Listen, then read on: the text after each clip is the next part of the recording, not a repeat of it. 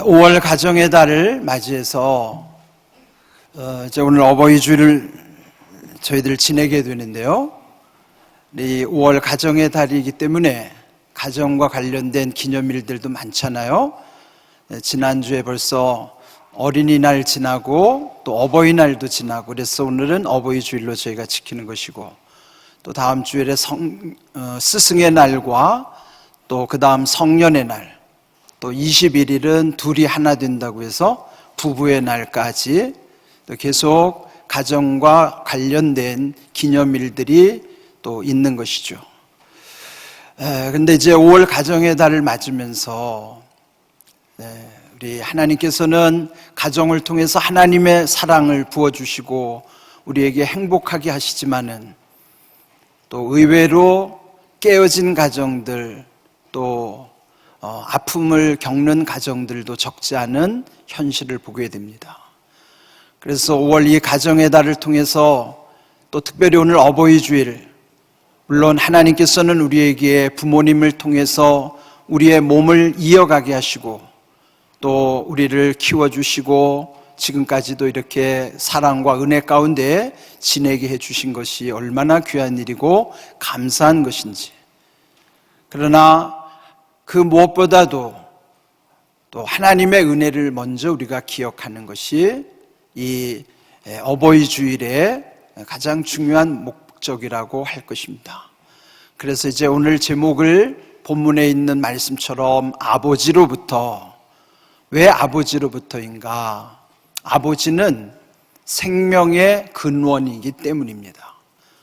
오늘 읽은 이 요한복음 17장 26절까지의 말씀인데, 여기 계속 반복적으로 하나님을 일컬어 아버지라고 고백을 하고 있습니다. 예수님이 하나님께 드리는 기도 중에 이 본문의 아버지라는 표현이 몇 번 나올 것 같아요? 집에 가셔서 심심할 때 한번 그 아버지 동그라미 치면서 세어보세요. 제가 세어봤더니 40번이나 여기 기록이 되어 있는 거예요. 하나님을 아버지라고 하는 것에 대한 놀라운 의미가 있는 것입니다.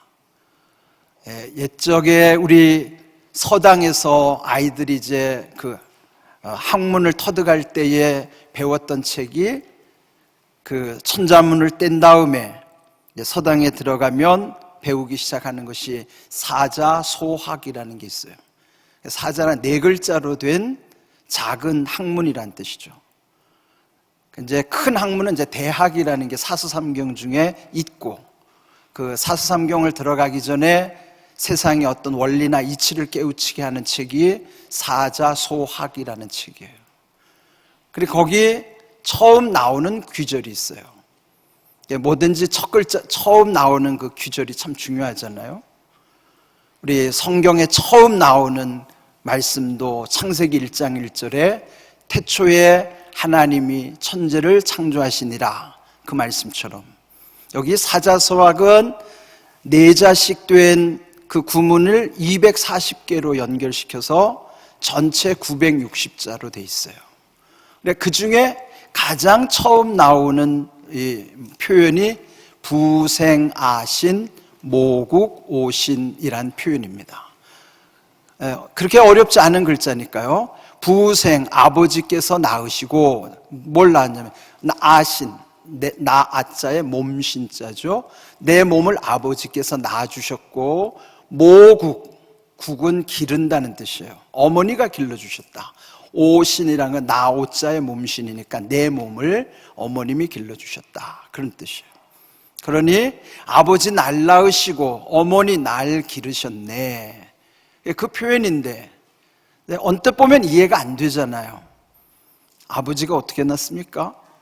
어머니가 낳아주고 길러주신 것인데, 그런데 왜 여기는 부생아신이라고 표현했을까? 저는 이 표현이 더 성경적인 표현이고 원리라고 생각을 합니다. 여자 홀로 아이를 낳을 수 없는 것처럼 아버지를 통해서 아버지로 인하여 어머니가 아이를 낳는 것이죠. 그래서 생명의 근원이신 아버지가 결국은 나를 낳아주신 것이죠. 성경의 원리도 마찬가지입니다. 예수님이 우리에게 알려주신 것도 하나님이 우리의 아버지라는 사실이에요. 매일같이 우리 기도드리는 주님의 기도, 그 주기도문의 시작도 하늘에 계신 뭐예요? 우리 아버지. 그렇게 하나님을 찾게 하셨습니다. 뿐만 아니라 우리의 신앙을 고백하면서 하나님께 드리는 신앙 고백 사도신경에도 전능하사 천지를 만드신 하나님 아버지를 내가 믿사오며, 즉 주님의 기도든지 사도신경의 우리의 신앙 고백이든지 그 출발점이 하나님이 즉 우리의 아버지라는 사실을 알려주시는 거예요. 그렇다면 하나님이 아버지라는 사실을 통해서 우리가 이 세상의 많은 부분들을 또한 깨우칠 수가 있는 것이에요. 사실 우리 육신의 부모님은 어렸을 때 우리가 기대했던 것처럼 완전하신 분들은 아닙니다. 그래서 시편 27편 10절에 고백하기를 내 부모는 나를 버렸으나 여호와는 나를 영접하시리이다. 누구의 고백인지 아시나요? 다윗 왕의 고백입니다. 다윗이 왕이 됐으니 그는 좋은 환경에서 자랐을 거라고 생각하기 쉽지만 다윗도 한때 부모에게 버림받았던 아픔이 있었음을 고백하는 거예요. 그래서 우리의 부모님들은 연약하기 때문에 물론 우리를 낳아주시고 키워주시고 사랑해 주시는 그 고마운 분들이면 분명하지만 여전히 우리 부모님들은 연약함이 있다는 사실 또한 우리는 받아들여야만 하는 것입니다. 버렸다는 것은 생각 속에서 잊어버릴 수도 있고 현실 속에서 잃어버릴 수도 있어요. 잊어버렸든지 잃어버렸든지 우리의 부모님들은 자식에게 상처를 줄 수도 있다는 것을 우리는 현실에서 경험하고 또한 인정할 수밖에 없는 것입니다. 저도 어른이 되어 이제 두 아이의 아버지가 되었지만 옛적 지금도 나의 아버지 그분을 생각하면 어렸을 때 제가 가졌던 생각과는 그 아버지는 너무나 많이 다른 아버지. 이제는 연로하셔서 아무 힘도 없으신 아버지, 그리고 때때로 서운하게 하셨던 아버지의 기억도 있고, 그러나 동시에 아버지가 된 지금 나도 내 딸들에게는 여전히 연약한 아버지요 많이 부족한 아버지인 것입니다. 이렇게 우리 육신의 부모들은 연약함이 있다는 사실을 하나님 아버지를 통해서 깨우쳐 주시는 거예요. 그러나 주님이 우리에게 알게 하시는 것은 온전하신 아버지는 하나님밖에 없다는 사실이에요. 요한복음 14장 18절 내가 너희를 고아와 같이 버려두지 아니하고, 시편 68편 5절에 하나님은 고아의 아버지시며 과부의 재판장이시라. 오직 하나님만이 완전하심을 우리에게 나타내 주시는 것입니다. 그러므로 우리는 오직 하나님 아버지만이 온전하신 아버지임을 기억하고 우리 이 땅의 육신의 부모님들에 대한 연약함을 긍휼히 여기는 마음 또한 우리가 마음에 새겨야 할 것입니다.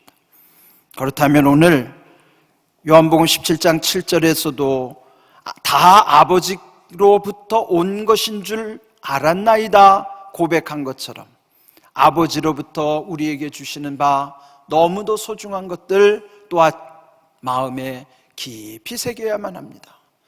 마태복음 23장 9절에 예수님 말씀하셨습니다. 땅에 있는 자를 아버지라 하지 말라. 너희의 아버지는 한 분이시니 곧 하늘에 계시니시니라. 이 말씀을 오해하면 안 돼요. 그러면 내 육신의 아버지는 아버지가 아닌가? 여기서 표현하고자 하는 것은 이 땅의 아버지는 잠시 아버지일 뿐이에요. 아버지의 형상을 지니신 아버지일 뿐이에요. 영원하신 아버지, 변치 않는 아버지, 본질적인 아버지는 오직 한 분, 하나님 아버지밖에 없다는 것을 우리에게 말씀해 주시는 거예요. 그래서 일시적이고 잠시뿐인 이 세상에 그 아버지는 영원한 아버지가 아니기 때문에 하늘에 계신 아버지가 우리의 진정한 아버지임을 깨우쳐 주시는 것입니다. 그런데 이 하늘의 아버지가 우리에게 주시는 것이 무엇인가? 야고보서 1장 17절, 온갖 좋은 은사와 온전한 선물이라고 말씀하십니다. 우리에게 주시는 온갖 좋은 것이 다 위로부터 오는 것이고, 그 아버지는 빛들의 아버지라고 말씀하시고 있습니다. 그 아버지는 변함 없으시고 회전하는 그림자도 없으신 완전하신 하나님이신 거예요. 완전하신 하나님 아버지를 깨닫고 그 하나님을 고백하고 그 하나님을 모시고 사는 사람만이 그 하나님 아버지로부터 우리의 연약한 아버지, 우리의 연약한 어머니, 부모님들을 품을 수가 있고 이해할 수 있고, 또 우리들 자신도 연약한 어머니요 아버지임을 하나님 앞에 고백하면서 오직 전능하신 하나님 아버지로만이 우리의 삶이 온전할 수 있음을 깨우쳐 주시는 것이죠. 여기서 아버지라고 하는 개념은 어머니와 상대적 개념이 아니에요. 지금도 하나님 아버지가 있는 것처럼 하나님 어머니도 있다고 현혹하는 이단 사이비 교회도 있어요. 하나님은 우리와 같은 성적 존재가 아니에요.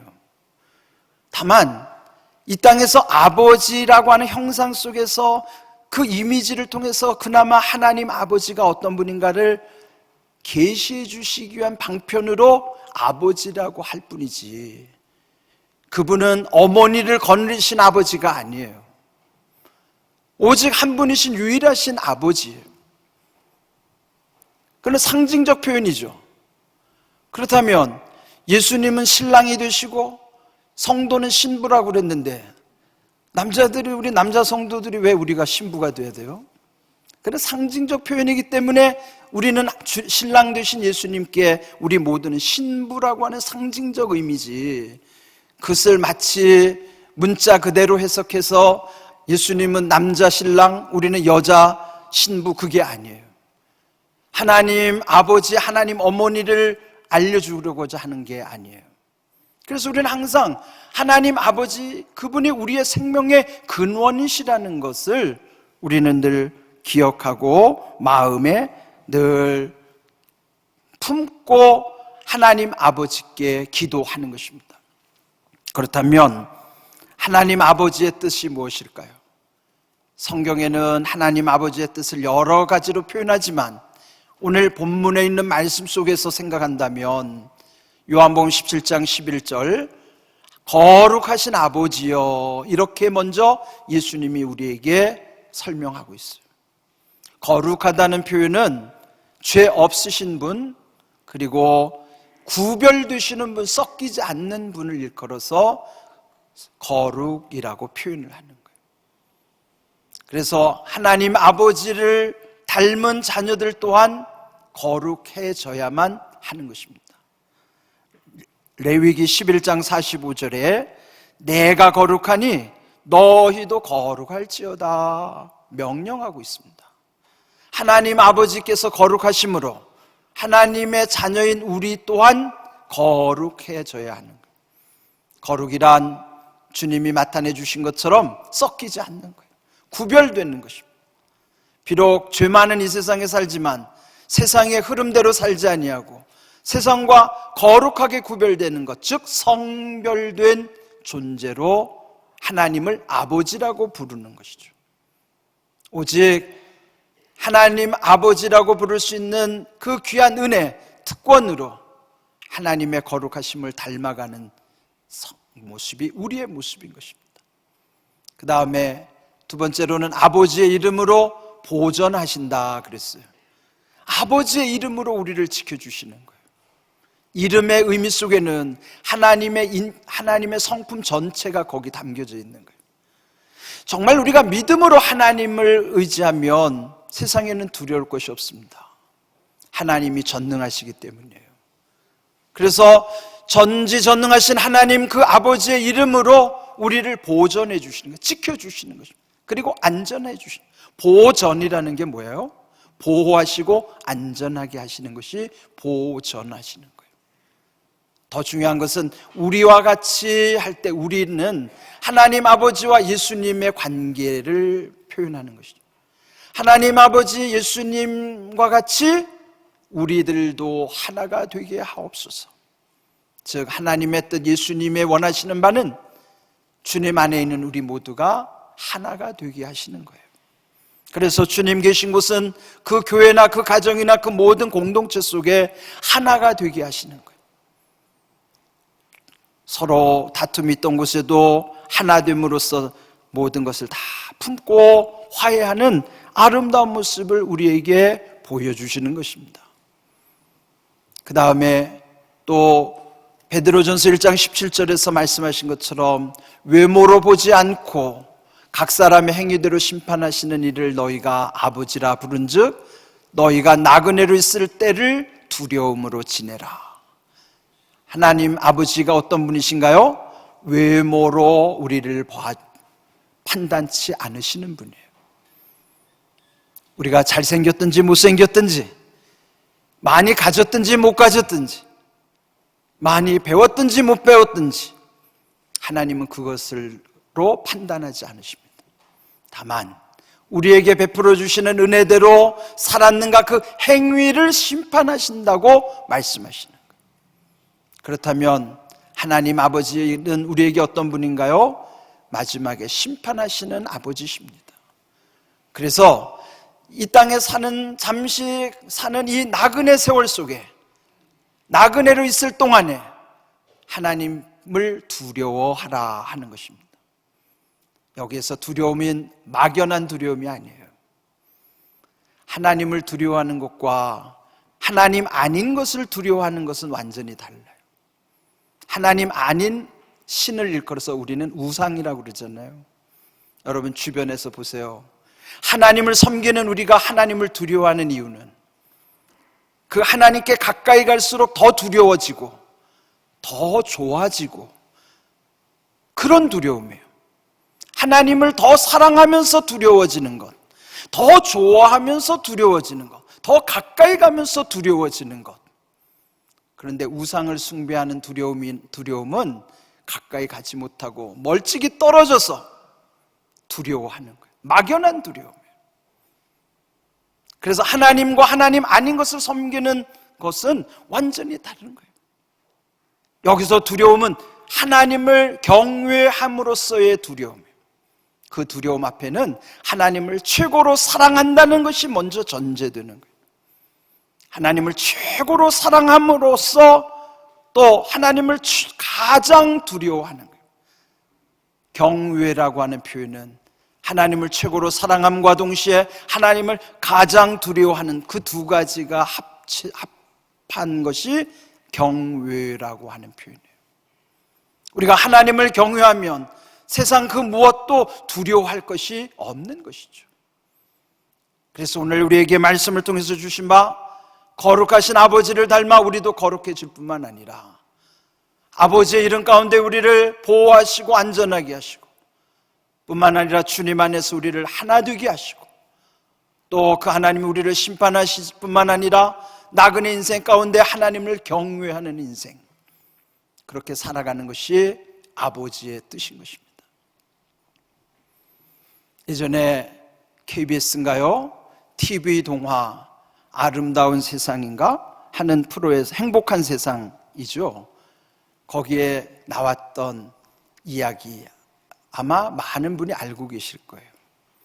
어느 지방의 한 교도소에서 재소자들을 위한 체육대회가 개최되었습니다. 20년 이상 장기수들 또 모범수들 그리고 그 가족들을 초청해서 그 교도소 안 운동장에서 체육대회를 한 것이죠.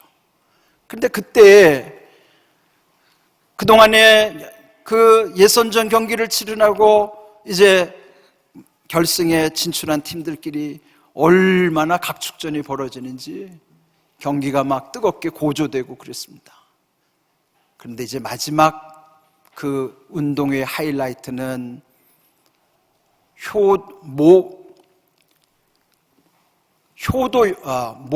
모범 효도 달리기 대회라는 게 있어요.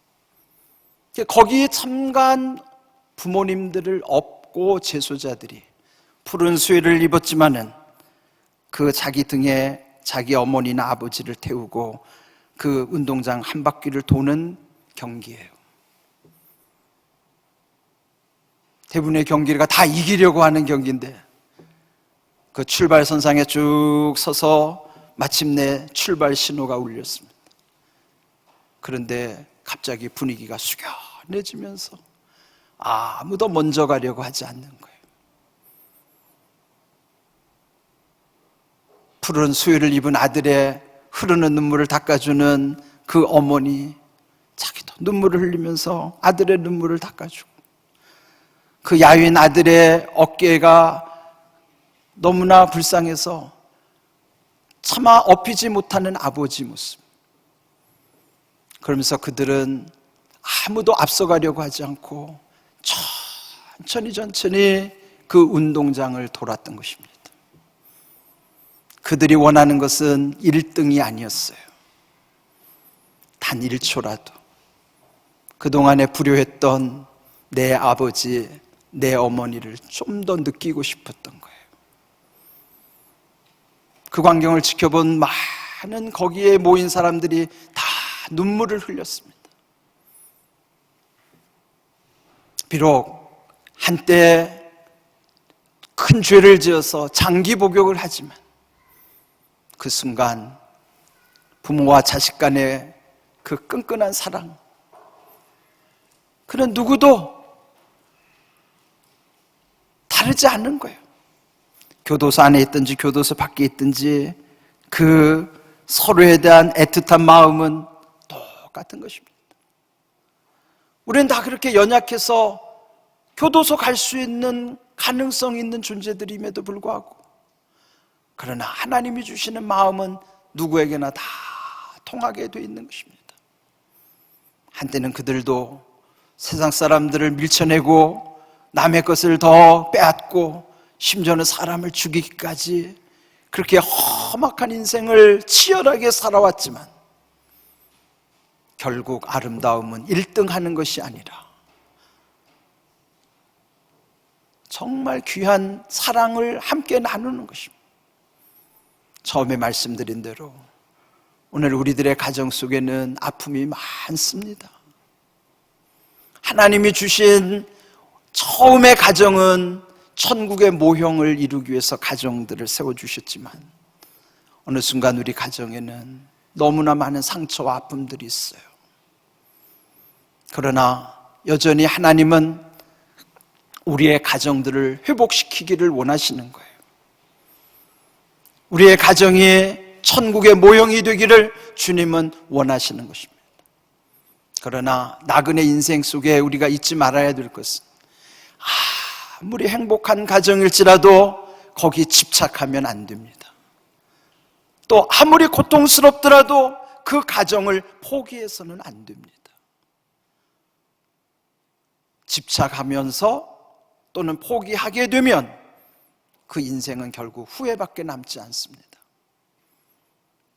우리는 아무리 좋아도 하나님의 나라, 내 아버지와의 아름다운 만남을 바라보면 지금 우리와 함께 가는 이 모든 동행, 가정의 가족과의 동행, 우리 공항교회에서 성도들과의 동행, 또 앞으로의 또 복된 만남과의 동행, 그런 모든 아름다운 동행이 될 수 있는 것은 마지막에 하나님 아버지와의 아름다운 만남이 있기 때문일 것입니다.